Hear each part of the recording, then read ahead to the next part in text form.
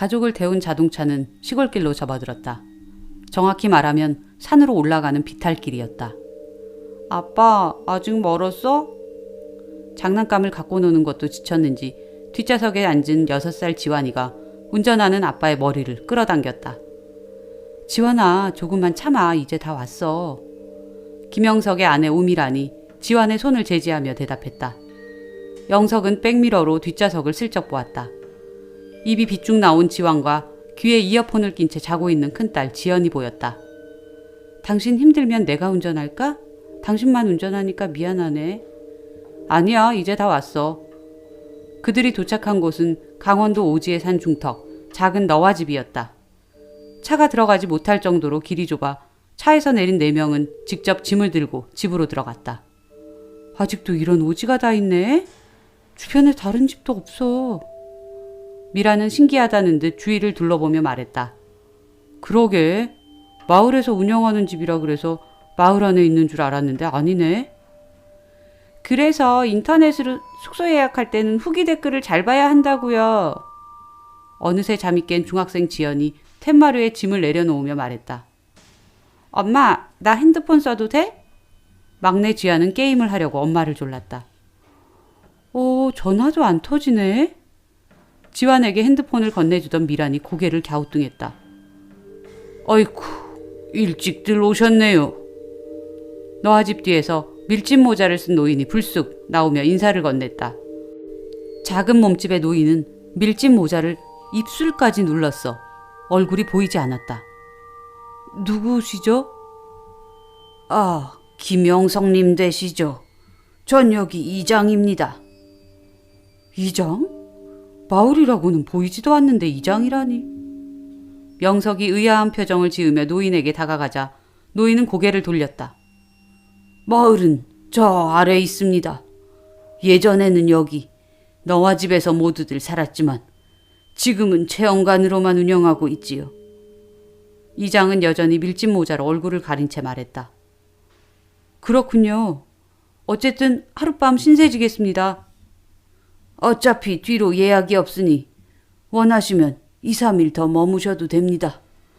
그리고 우물은 위험하니까 절대 가까이 가지 마시고요. 이장은 너와 집 끄트머리에 있는 우물을 가리키며 말했다. 깊은가요? 미란이 물었다. 깊고 맑지요. 좀 전에 나도 물맛을 봤으니까요. 그런데 왜? 깊으니까 조심하지 않으면 사고가 납니다. 이장은 이부자리를 챙겨주고 아궁이 사용법을 알려준 뒤 사라졌다. 무슨 관리인이 사람을 피하냐? 영 눈을 마주치질 않네. 신비주의인가? 영석은 딸 지연의 말에 피식 웃었다. 짐을 다 풀어놓고 영석이 아궁이에 불을 지피자 미라는 저녁 식사를 준비하기 시작했다. 지연은 방에 들어가 다시 이어폰을 낀 채 음악을 들었고 지환은 마당을 뛰어다녔다. 앙! 잘 뛰어놀던 지환의 입에서 울음이 터져 나왔다. 부엌에서 불을 떼던 영석이 뛰쳐나왔다. 무슨 일이야? 고양이가! 사색이 되어 굳은 채 선 지환은 말을 잇지 못했다. 이런!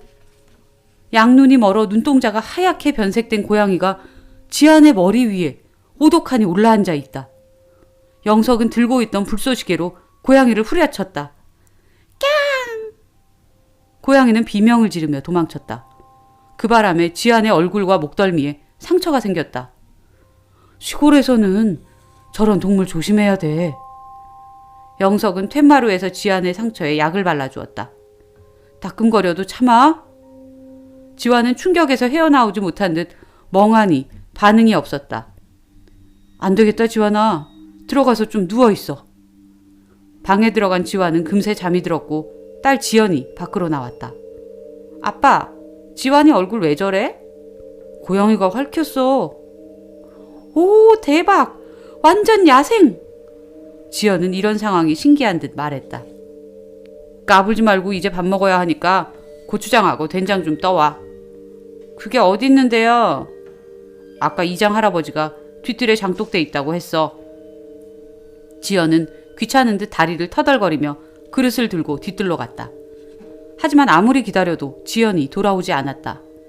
이상하다 생각한 영석은 뒤뜰로 향했다. 뭐하고 있는 거야?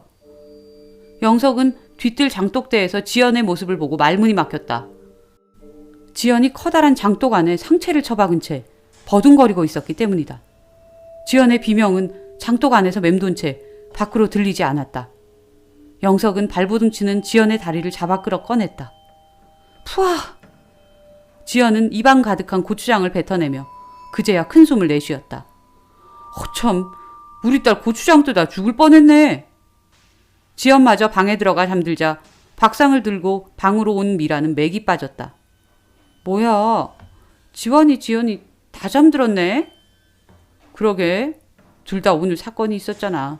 힘들었나 보지. 아니, 그래도 그렇지 밥은 먹고 자야 되지 않나?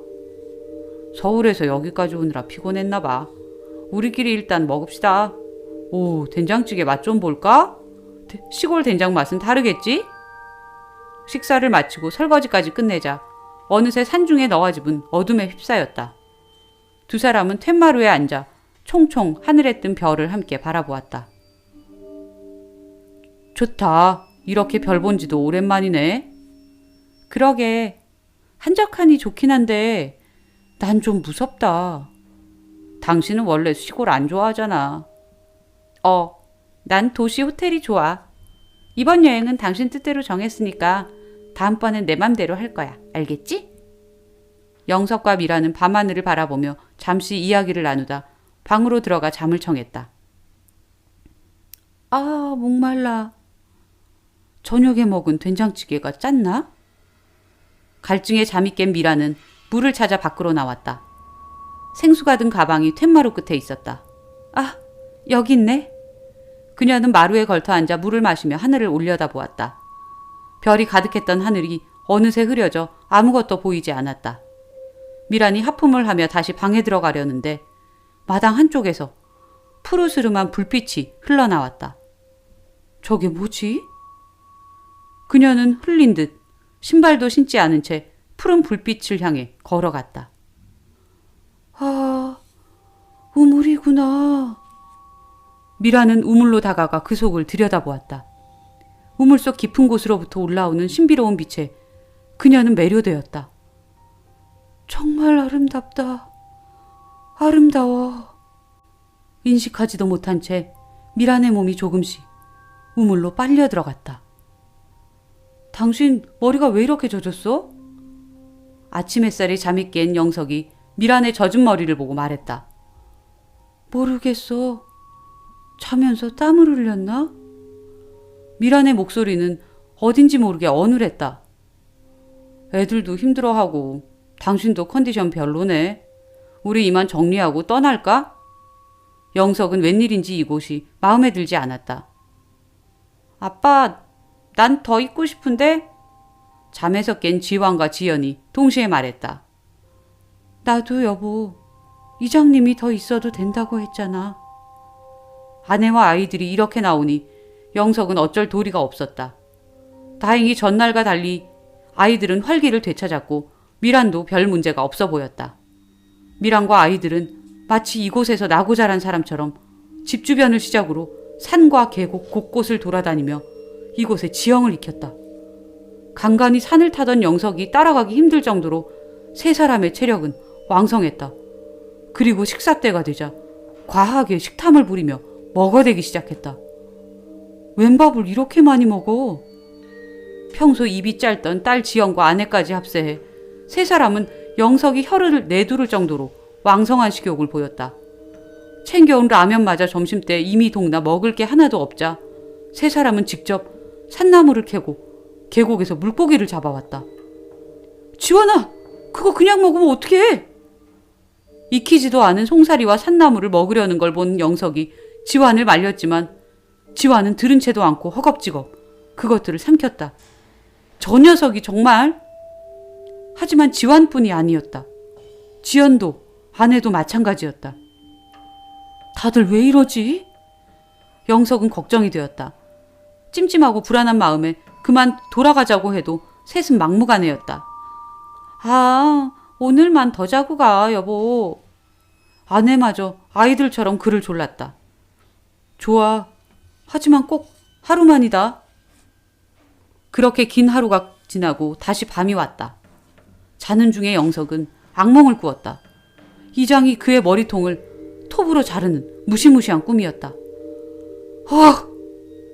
식은땀을 흘리며 잠에서 깬 영석은 바람을 쐬러 텐마루에 나왔다. 이제 나왔나? 이장님이 한밤중에 무슨 일로? 영석은 예상치 못한 이장의 등장에 놀랐다. 그의 질문에 이장은 머리에 덮었었던 밀짚 모자를 천천히 들어 올렸다. 내내 가려있던 이장의 얼굴이 그제야 드러났다. 이장의 얼굴을 본 영석은 소스라치게 놀랐다. 이장의 눈썹이 머리통이 절단된 수박처럼 통째로 잘려 있었다. 이장의 눈 위로는 이마도 머리통도 없었다. 하늘을 향해 뻥 뚫린 듯 열린 이장의 뇌수에 더해 이장의 눈알 또한 지환을 덮쳤던 고양이처럼 하얗게 변색되어 있었다. 이때 방에서 막내 지환이 나왔다. 이장 아저씨 왔네. 지환이 이장에게 친근하게 말했다. 헤헤, 마지막 인간을 어떻게 처리하나 궁금해서 말이지. 이장의 말이 끝나기도 전에 지환이 영석의 머리 위로 뛰어올라 영석의 머리를 베어 물었다. 너의 뇌수를 먹고 싶어? 영석은 지환을 뿌리치려 했지만 소용없었다. 영석의 비명소리를 듣고 뛰쳐나온 미람과 지연마저 커다란 입을 쩍 벌리고 영석에게 달려들었다. 영석은 바닥에 쓰러진 채 발버둥 쳤지만 세 사람을 당해낼 수 없었다. 내가 먼저 먹을 거야! 무슨 소리야! 이거 내 거야! 영석을 사이에 두고 악다구니 치는 세 사람을 이장이 바라보고 있다. 헤헤헤, 마을 주민이 넷이나 늘었군. 저것들은 또 어디에 배치해야 하나. 장독대도 우물도 모두 찼으니 한 놈은 아궁이, 한 놈은 병기, 한 놈은... 이장의 입가에 잔잔한 미소가 번졌다.